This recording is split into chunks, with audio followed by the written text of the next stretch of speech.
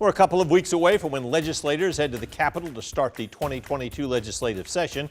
Ashlyn Webb talked to Central Georgia legislators about the big topics they expect to see this session and what they hope makes it all the way to the governor's desk.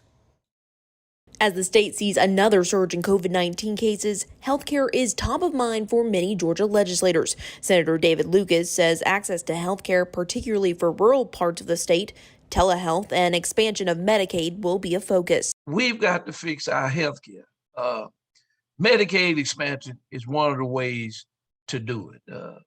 It's been a policy of the majority party not to do it. Lawmakers say the pandemic has also shed light on mental health resources. We don't have enough accessibility to mental health for our citizens and young people also across our state. Representative Robert Dickey and Senator John Kennedy say lawmakers are already working on legislation focused around streamlining resources. And a lot of those issues and challenges being really put on the backs of law enforcement, and we've got to make sure that rather than those folks just wind up being someone that's locked up, that they're treated properly, that they're getting mental health care, and that if they need to be somewhere, that they're placed somewhere appropriately.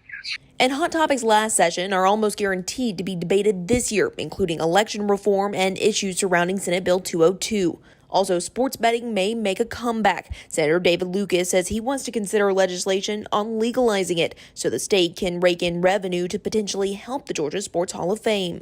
It's not controversial. People doing it anyway.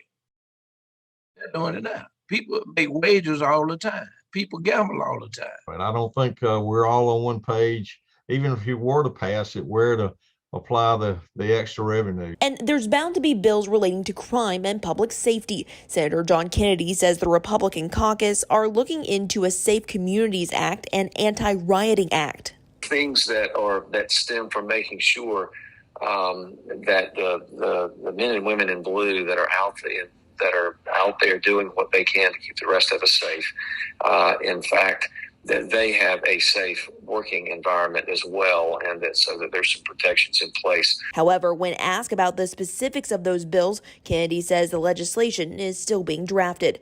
Reporting in Macon, Ashlyn Webb, 13 WMAZ News. Legislature scheduled to kick off the session on January 10th.